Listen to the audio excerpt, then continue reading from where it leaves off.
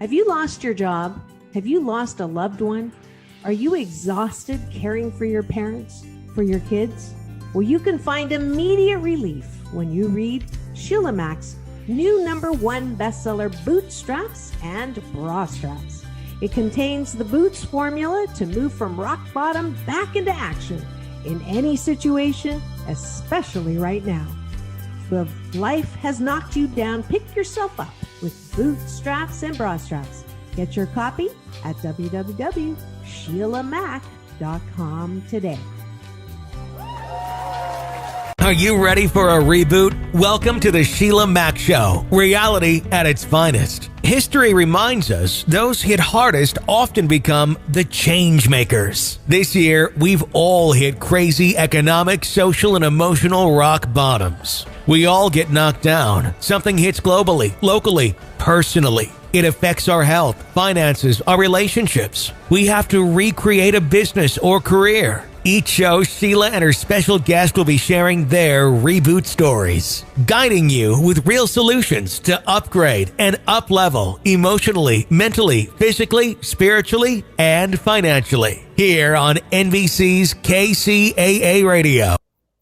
Welcome to the Sheila Mack Show, reality at its finest. Here we have real people sharing real stories and actionable steps to help you reinvent, rebuild, and reboot your business and personal life on your terms. I'm your host, Sheila Mack, and today we have special guest, Josiane Apollon.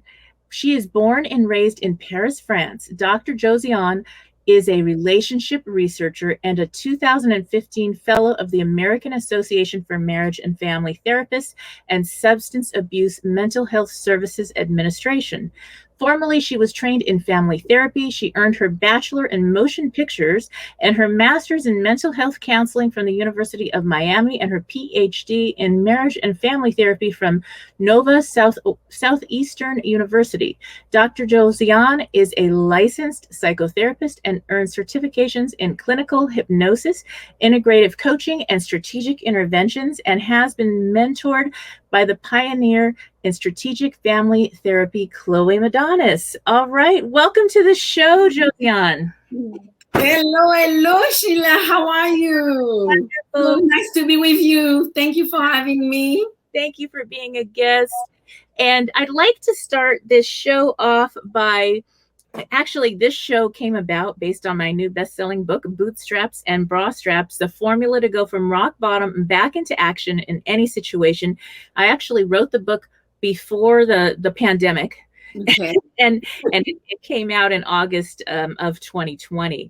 And so it's been very popular because it's on point, and nobody could expect or fathom the crazy situations we've had to deal with this last 13, 14 months. So I'd like to start by maybe asking if you have a time in your business or personal life where you hit a tough situation and how you got back on track. Oh, I love the question. This is those questions that people usually think that the worst is going to come out, but actually the best comes out. Yes. So thank you for asking this question. So yes, I do have the one of the worst. I can say that was one of the worst situations that happened to me. That when I found out that my husband was cheating on me, and it's so common, right? And nobody thinks that it's going to happen to them. And when I did find out, I was actually not devastated. I was actually so happy. Finally, thank you, Lord. That for me was lifesaver. Right. Because so I grew up in a broken family and whatnot, and my dad did that. So I did expect that. It was my pattern that was already in my mind, and of course I, just went into the pattern with the same type of expectations when I was quite low. And when I did find out, so, and I don't know if it's because I'm French or what, but actually it dawned on me that I was freeing myself. Yes. That situation happened to actually open my eyes to who I wanted to be and who I was not being by just waiting for somebody to save me, to become different, for the person to actually come out, for me to come out. And so it was really of course it was a breakdown, but the breakdown was necessary in my life in order for me to become. And what happened is, so I was upset, yes, for maybe 24 hours, and I could have broken everything around me because I was so upset. And then it just dawned on me, wow, that's what I needed. I didn't know I had that rage. And then, so now I'm laughing, but yeah, I was not laughing back then. But then I realized, I look at my husband and I saw him so depressed, so ashamed of himself. And his self-esteem was so low that I didn't suspect him to be like that. And I said, oh, okay, that's interesting. He's the one doing the thing, and he didn't expect that I would really act in a positive way. So I said, you know what? It's on you. It's your actions. Those are your behaviors and not mine. So you're actually helping me right now. And I needed that. So I asked for the family to have actually a meeting, and I asked him to apologize for everything that he has done, the lying, whatever. And it was cathartic for the whole family. And we needed that. We didn't know. We were working on eggshells sometimes, and we didn't know what we were doing, and why it was like that. And so when this happened, he apologized to the kids. I have 3 boys. Now they're much older, and but at the time they were like in high school, and so I realized that everybody was in a transition time. And that happened just when one was going to law school, the other one was going to college, to Chapel Hill, and then the youngest one was entering high school. And I was like, wait a second, okay, how is it going to happen, especially for Black kids, to not be able to count their dad in there?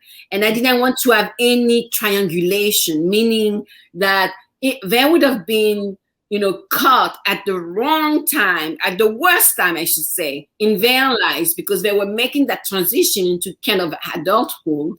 And me and him, my husband and I, would have been like probably fighting just how we're going to do it, and how to do it, and what is it that we want to do, if anything at all. And so I paused myself instead of making a rush decision. And that was the best breath that I've taken, the longest breath I could have taken, actually. And I started, actually, I think it was with Debbie. Was it with Debbie Ford or Chloe? I think it was in 2012 we did or 2013 we did the mentorship. Yes. Okay, so that was just at the same time. Yeah. And I was like, I don't know what to do. And it was so funny because Chloe was telling me, just be French, relax, relax. And I was like, what is she talking about? I don't remember what it is to be French anymore after 20-some years back then of being in the States.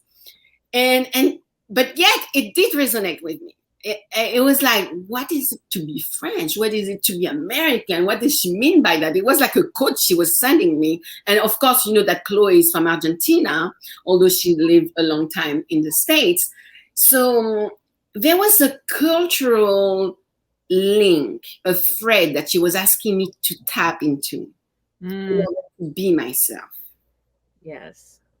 And that resonated with me, Sheila. That was like, yeah, maybe she's asking me to relax, because everything is like, I'd say that to my mom and she was like, okay. And what's the big deal? And I'm like, is she for real? And then I realized what I had taken from this culture, the American culture, which was a lot of pressure in relationships are what do we expect, that Hollywood type of relationship that's so perfect and wonderful and love forever and whatnot, right? And reality, just reality. And that reality would have been my reality. What exactly what I wanted to do with it, right? Mm. And that's when I invested in myself and got into that wonderful program with Chloe for the strategic intervention mentorship. And that helped me tremendously. I would not have been able to have done that transition by myself, to say, you know what, I'm worth it. I'm going to invest in myself. I don't care what you want to do. I'm going to do me. And from that day on, the same year, I applied to my PhD program and went into the family therapy program at Nova Southeastern. Mm-hmm. And I started traveling and doing things for what is it that we expect from relationships? Maybe that's the problem. What exactly do we want? Mm-hmm. You know, who are you and who am I in that relationship? It's kind of sacred little pot here.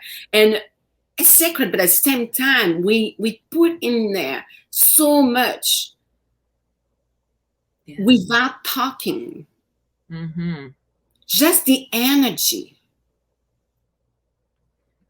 Yes, the expectation. And yes. And it's all body language, and it's in the energy, it's in the field, basically, between people, between, you know, our loved ones, our kids, or even our, you know, our partner. And I realized that, okay, I needed something else for myself, and I wasn't sure where to get it. And so when I started the program in the doctoral program at the Nova, I knew I wanted to do something about couples, but I didn't know what exactly. So I went to I said, okay, maybe we can fix it. I wasn't sure. I was like, most of my American friends were like, leave him. And my elder friends who were either Jewish or Italian or French were like, what's a big deal? You know, live your life, enjoy life, you know, do you, girl? And so I said, I was confused. So I said, you know what? As going into a family program, marriage and family program, let me go get some therapy with my husband. So we went to this guy, and I think it's funny because his name was Dr. Phil. So we went to Dr. Phil, and Dr. Phil was like, he was a white guy, and for me, I didn't see the problem. I was like, yeah, you know, we needed help, and he's like, are you here for us? I mean, are you? So I say, is your name Dr. Phil? He said, yes. So yes, we're here for you. And he was shocked that we were coming to see him. Mm. And then I knew there was a problem. We felt his energy. And that shifted us. Me, especially me, because my husband was more like used to it. And I said, you know, there's something wrong. What do people do when they're not in therapy? Because that type of welcoming greeting for our first time going was not the best. Mm. And I think we took maybe 2 or 3 sessions with him, but really the current was not going. And then I say, you know what? Let me go into the program and see what I will get from the program instead of going out there and wasting my time and money. And the program was good, but not enough. So I did keep looking outside. And I found this amazing person, Haley Schleifer, who has created the best program. She's international. She speaks 7 languages. She's amazing. Mm. And she's a Jewish Holocaust survivor child, you know, descendant. So I was really impressed with the way that she was mixing her culture with this way of being, which is what she called the relational maturity, the relational freedom that you get from that relationship. And from her, I got the compassionate love, and understanding how before you really try to understand yourself also, you need to understand if you are in a relationship, whether it's with a child or a partner or somebody else, a coworker, you do want to create an imaginary bridge to get into their world and to see what is happening, to try to understand them first, because they're not going to understand you first, right? Yeah. Because if you know better, you need to use it in order to reach out basically into this other human being who's there and who's going through whatever's going on. And that's basically what I did with my husband. I reached out to him and he could not believe it. And I reached out to him with that imaginary bridge, but we went to the program with Haiti, which was a group of couples. And you stay from the Friday to Sunday. So it's kind of intensive all day. Wow. And she does interventions with you. And it was really intense and very emotional. And she takes you from laughter to cry in one second. She's so deep. And while I was attending this program, I realized, I didn't have any hate, really. I mean, I had anger, but no hate for him. Mm-hmm. And that helped me do that intervention, which was the bridge, reaching out into his world to see what was happening. And not to give him any excuses, but that's what allowed me to see him in his humanity, in his vulnerability. Mm. You see? And I felt touched by it. I really felt touched. I realized that I was all about the kids, and he was trying to have an adult relationship with his wife, and I was like, "We are busy here," So there was definitely some part of my own behavior that were not so welcoming into the men and women relationship. But then when you get to have children, it gets very, complex, right, to say the least. So I was able then to understand how to use this energy that is universal.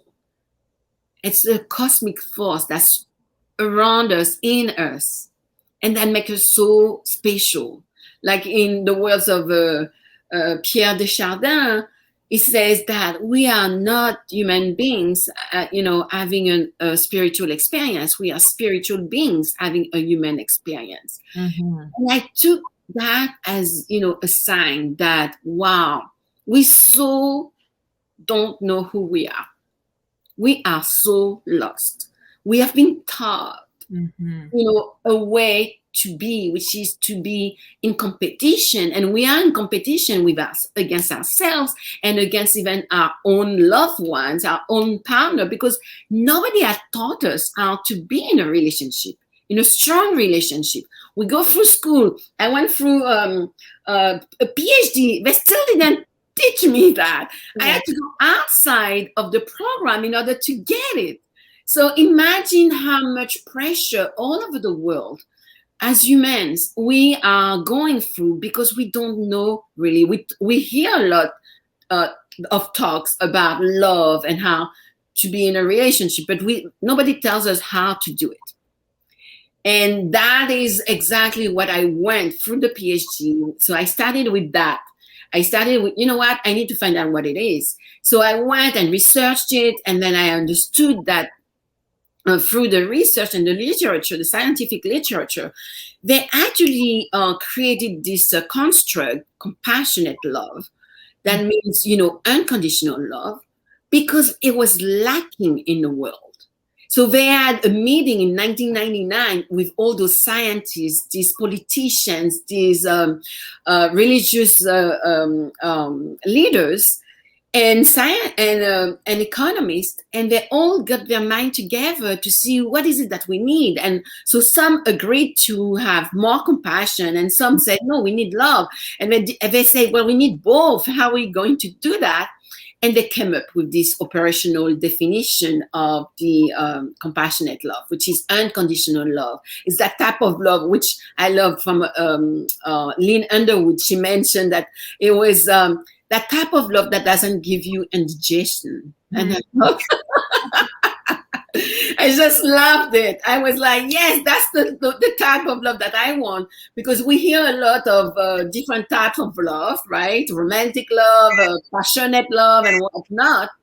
But this type of love was the one that you really care about the other, and you want the best for the other too. You really want, whatever, not only in good times, but also in bad times. You want to be able to reach out and see, how can I help? So they were thinking of it for humanity and for others and close relationships, but not necessarily for intimate relationships. So what I did then, after a few years later, I went in and in 2019, I did my research on Black couples in order to see what is it? Is it there or is not? And there was a twist, because at that time in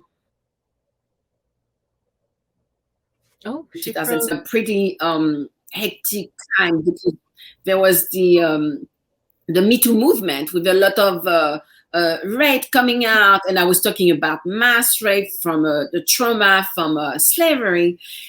So a lot came out, and I was thinking, okay, but how can we amend for that? Because nobody, in the States, imagine, nobody really received treatment, not white people, not Black people, for what's happened in the past with our ancestors. Nobody was able to really amend for it. And if the strongest force is love and compassionate love, then why can't we use it? So I decided to write this book now on that, on compassionate love, in order to see how, if we start, instead of starting at the big level of a nation, we should start at home. Yeah.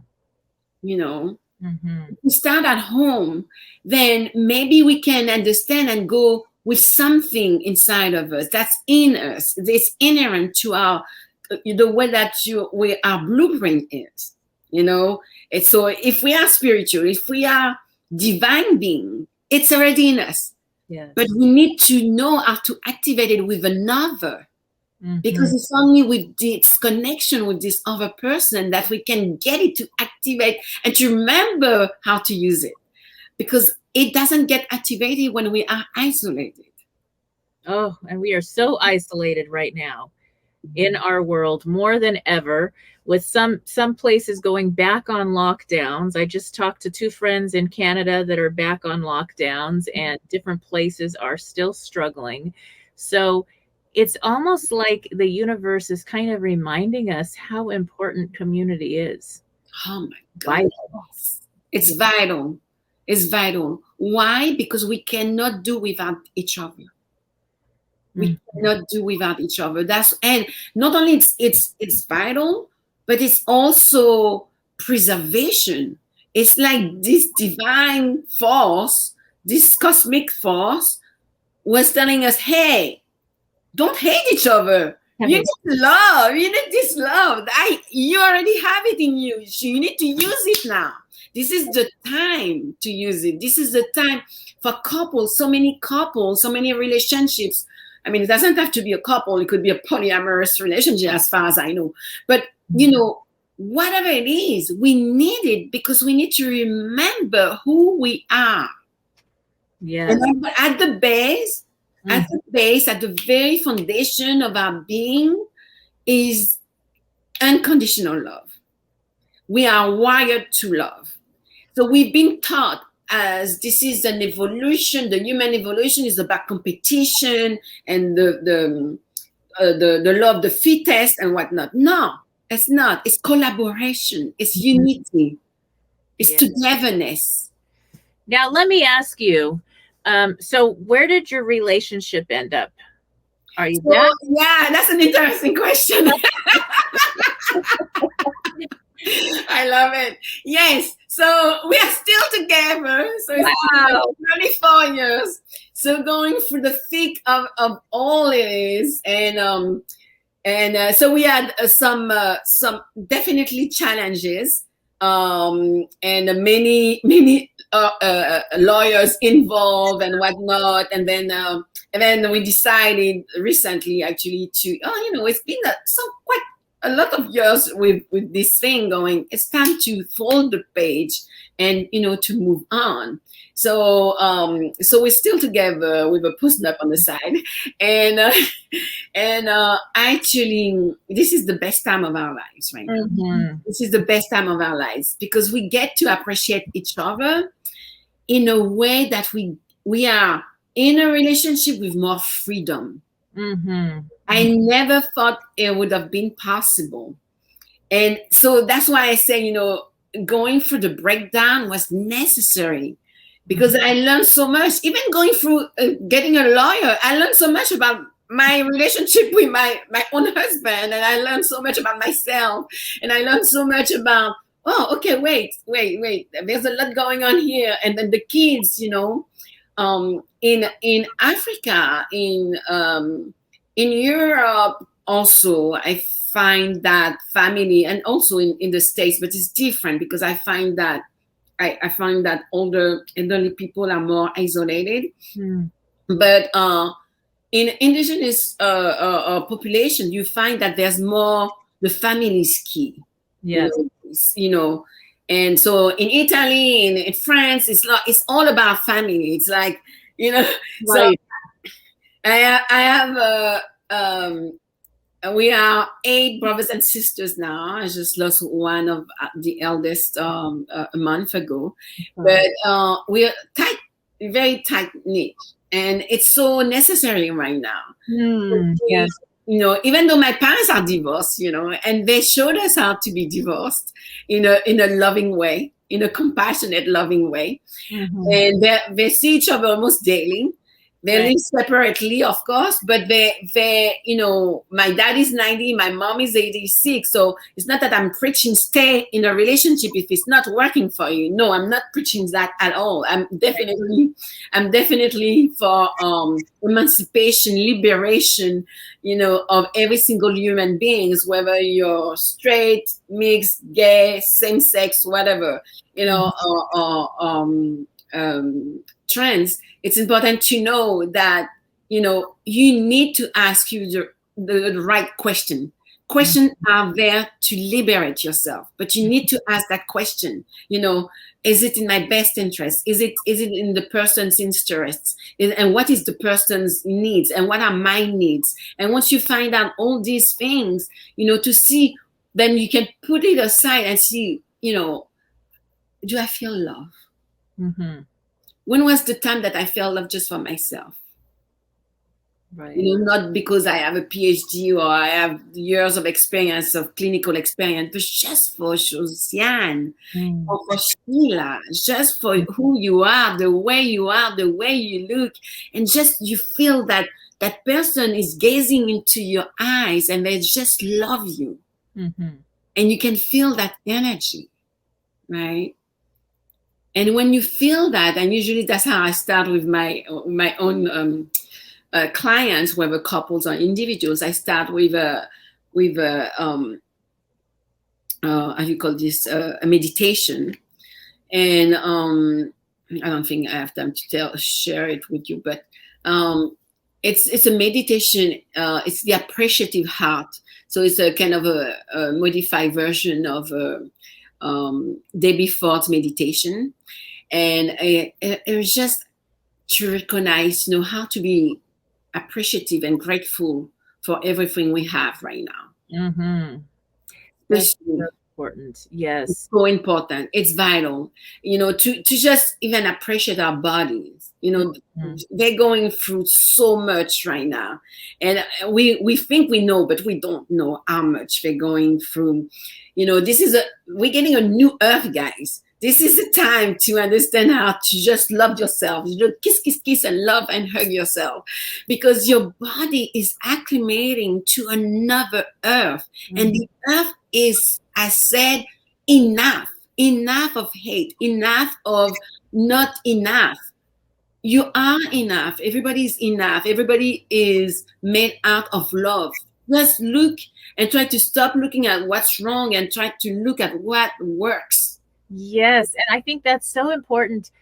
learning self-love is something that parents actually teach. If you point out what's wrong all the time, either with your children or especially with your spouse, they walk in the door and here's everything you've done wrong. Who wants to go home to that? I'd go somewhere else. I'd be like, well, that's okay. I'm good. I don't need to hear what's wrong with me. I already have my own recording playing. We want to put in what's right and the gratitude to look for what's right.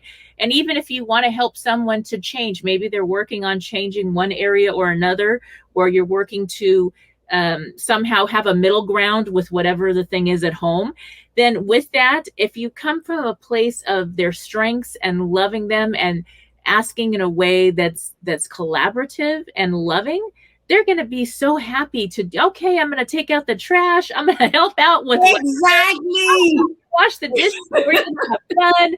Instead of, you walk in and you get beat up with what's wrong and, oh, you got a C, you should have got an A in class. And the kid is like, wait a minute, I tried so hard.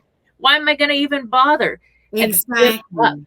So that makes such a difference. It makes the whole difference. It's, literally compassionate love is everything. It changes your life once you know that you have the right lens. You're looking at, okay, you're seeing the person and you're seeing through what's right with them, and you're reminding them their qualities, their strength.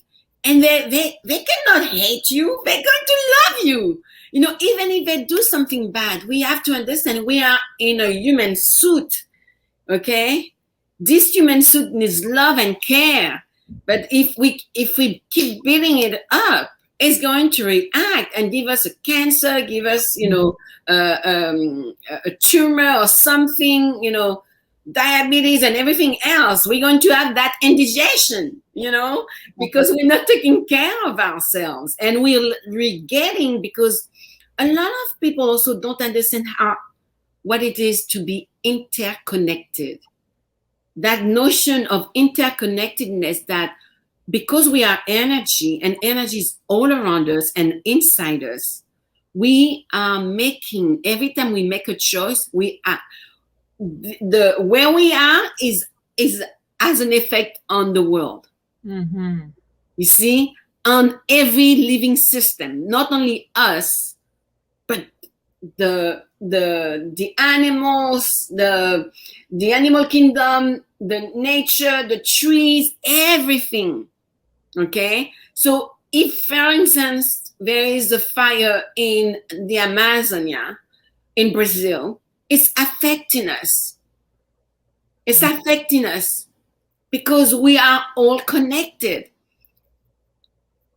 So whether it's in Africa or in India or wherever, this is the best time to realize, wow, we are connected, right? With a pandemic.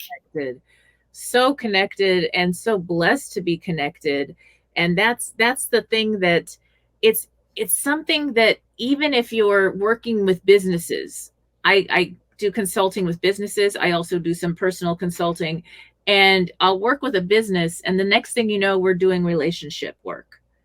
We got the business in order, but now we're going to work on the other parts, because we're not just our business. We're not just our relationship. We're the whole person, and all those areas are affected. And once you start fixing one area, this is in business, then your relationships get better.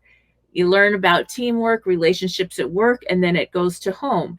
And that's the same with any kind of community. It starts with the self-work, and that self-work, self-love, and then self-work to change those patterns that maybe we don't even know where we learn. Where do we learn these crazy patterns that aren't even aligned with who we really are? We didn't have those when we were children.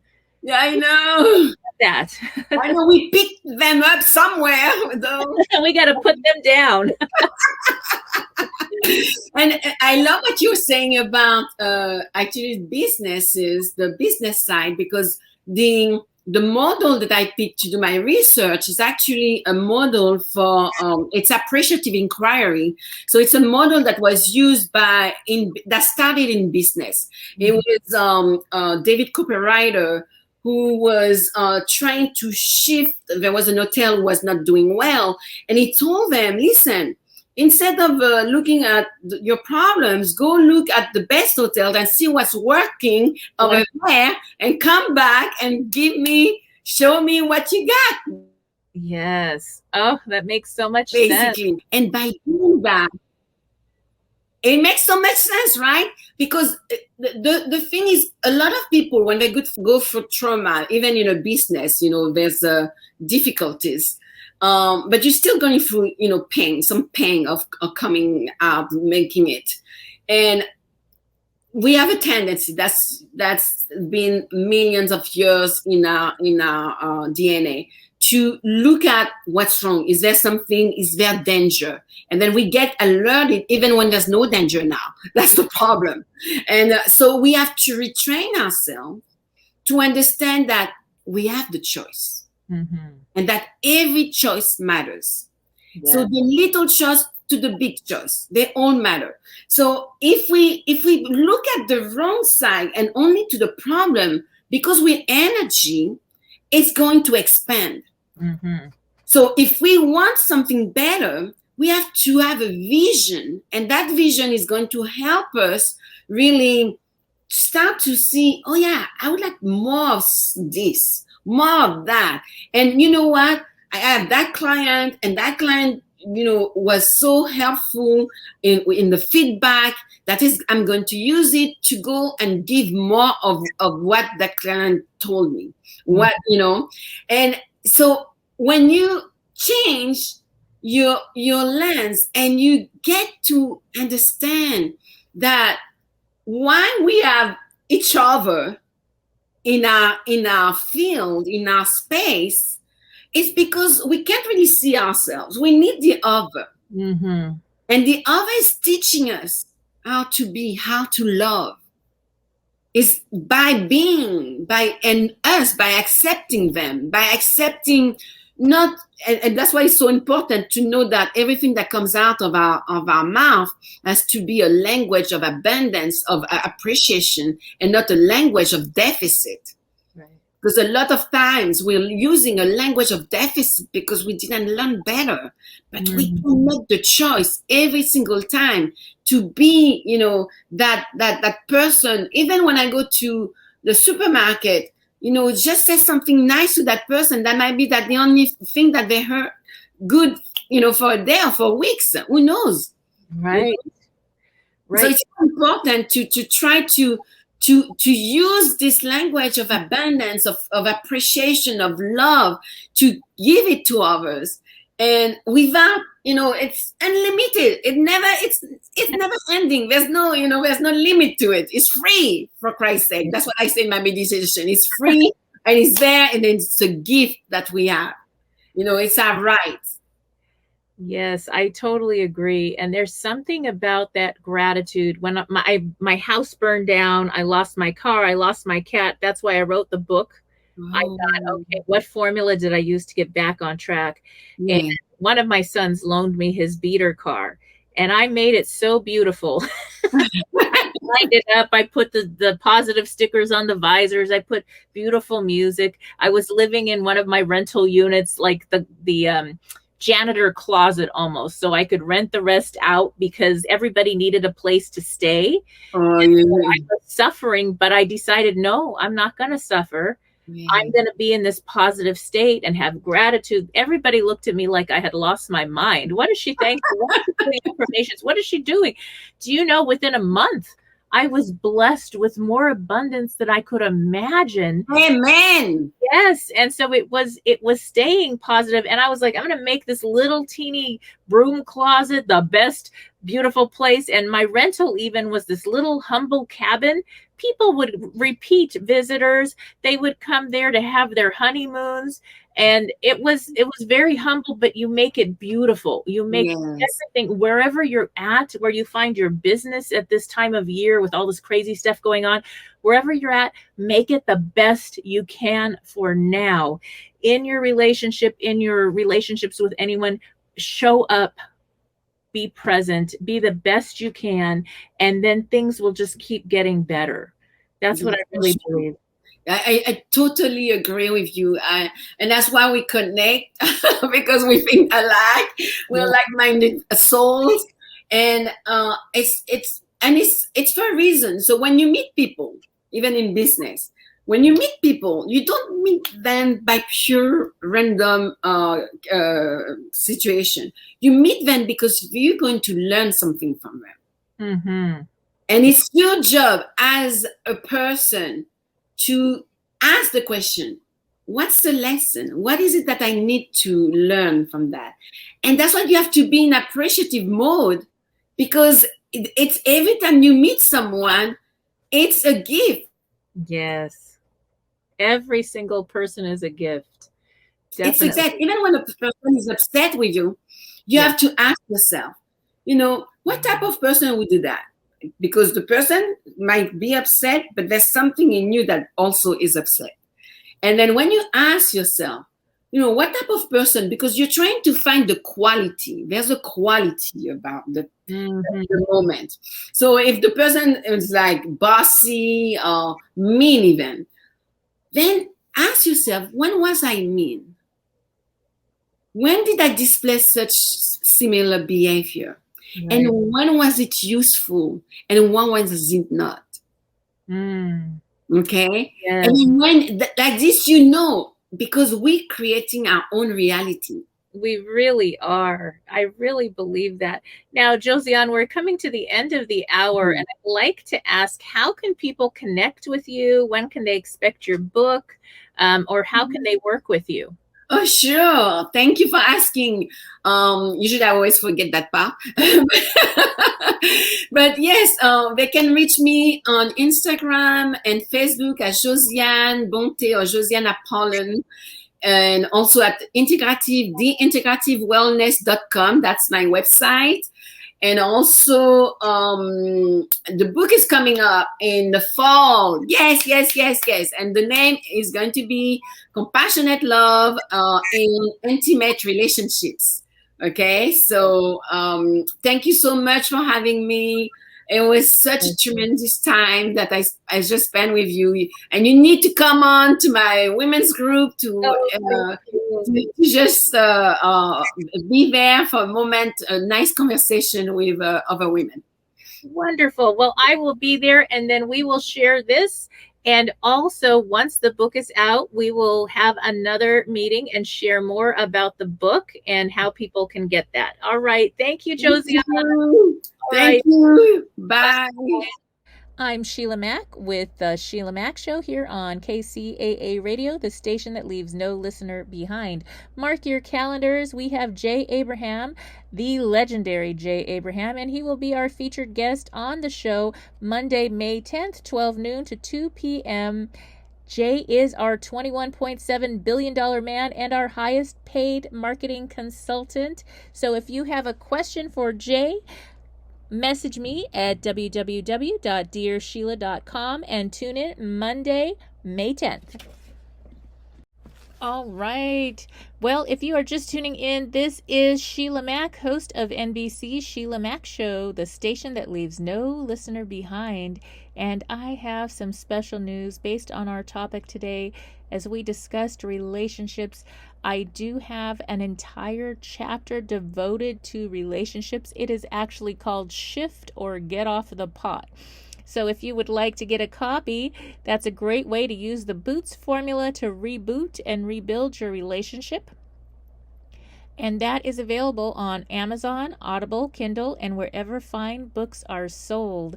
I also am now offering a relationship course, as well as a couple of spots are available for new relationship reboots. And so the relationship reboot is with a couple. I work with a couple once a week for 1 hour a session, and we go through a 90-day reboot together, and that really helps. So anyway, if you are interested in that, go to www.sheilamack.com. And now I'd like to share a Dear Sheila with you that goes into a question on relationships. Stay tuned. Welcome to Dear Sheila. answering real questions with real solutions to help reboot your life.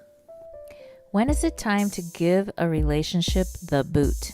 How to break up with any relationships that waste your time. Dear Sheila, I have been in a relationship with Paul for about 3 years. We decided to move in together recently, and it's not working out. My question is, should I end this relationship now?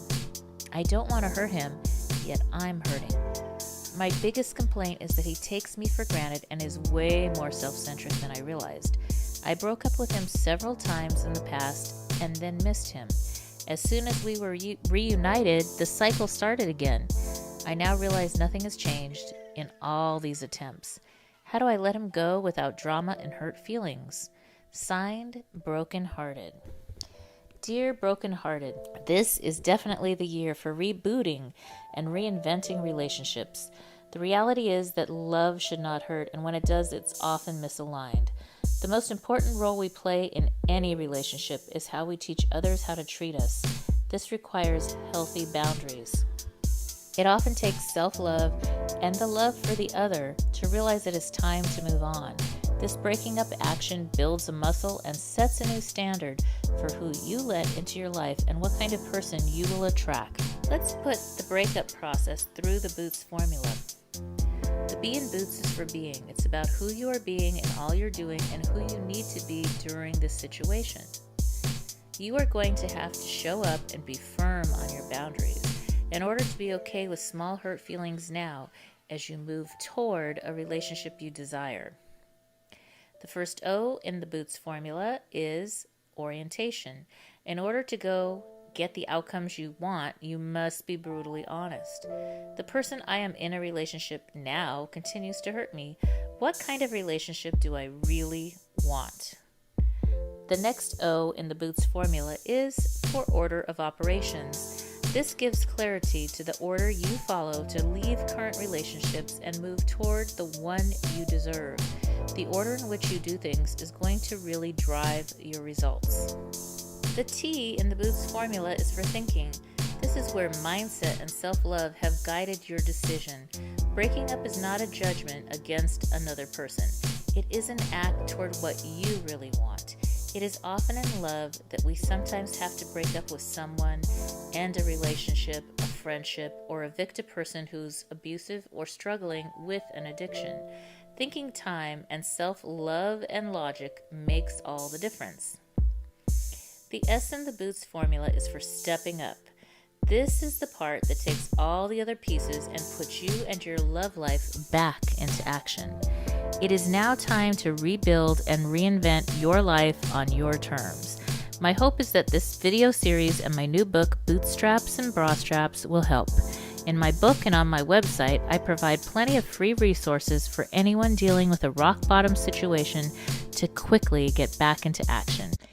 All right, and for those just tuning in, this is the Sheila Mack Show on NBC's KCAA Radio, the station that leaves no listener behind. And I wanted to share something really special that I am actually getting for my new home, and that is a Dream Pod. It is a special flotation home pro product, and this is a salt flotation device. Now, I've actually started to go to float centers in California, and they are now around the world where you can go to a float center and float with tons of salt in the water, and it's a sensory deprivation experience where you are able to really just fully relax. I've had the most creative insights show up for me during this time of deep meditation. They also have music that is a meditative music that you're able to listen to while you're in this float bath. And now they have products where you can have a Dream Pro Home Edition where you can soak at home and do your daily float, or you can also get one for your business. They also have a mineral soaker out now, And for those of you that love the ice baths, there is actually now a Dream Pod ice bath that you can bring to your home. It is a home edition, home-sized product. And so I'm actually going to start with the float and move into getting the ice bath as well. And if you'd like to learn more about it, you can visit. I have a special link for those interested.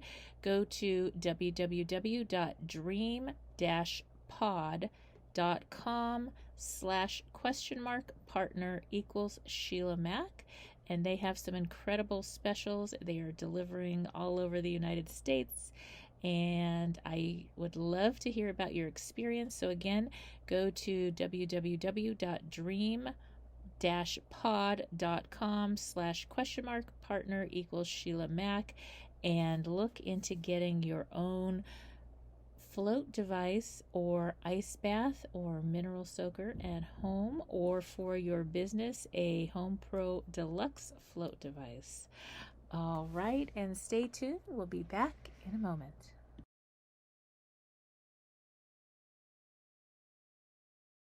So here it is, my latest book. I have to let you know something, just between you and me. This book is not one size fits all, just like a pair of boots or a bra. So the formula is designed to help you through any situation. To grab a copy of my new best-selling book, Bootstraps and Bra Straps, the formula to go from rock bottom back into action in any situation. It is now available on Audible as well as on Amazon and Kindle, and at www.sheilamac.com.